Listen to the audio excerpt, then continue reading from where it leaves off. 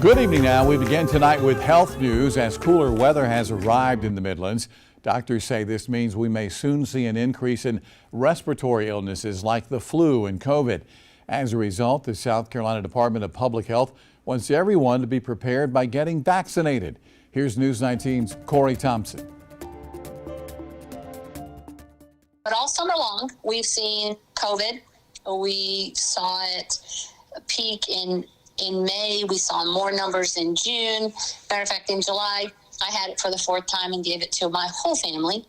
So it's still out there as people gather, as people go different places, people that take cruise ships, people that go to weddings, they are going to come back with possible COVID symptoms. RSV tends to be, we'll start seeing it when it gets colder. Nurse Kelly Warnock's office has seen patients with those COVID symptoms.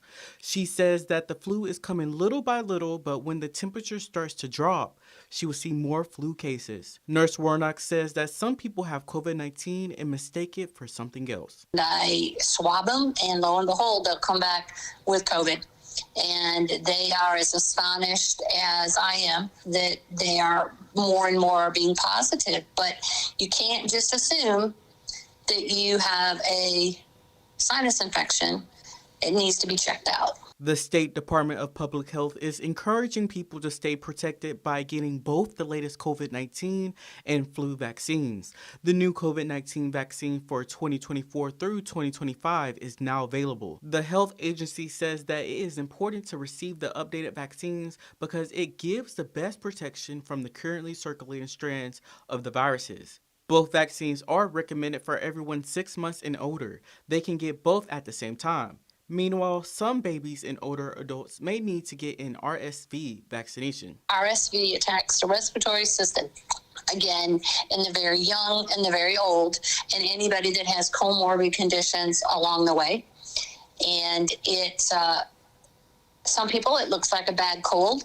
Other people, it turns into respiratory failure and they stop breathing.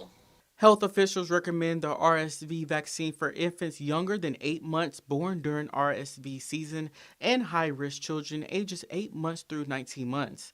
But it is important to talk to your child's doctor first. Nurses say there are a few other simple measures people can take. Wash your hands. Wash your hands.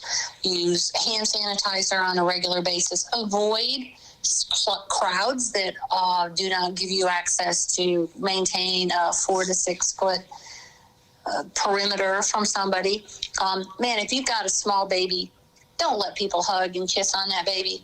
You know, they can do that from a distance. You do not know what the cold that an adult might have, how that might translate to that newborn. Vaccinations can be obtained at your local pharmacy or healthcare provider.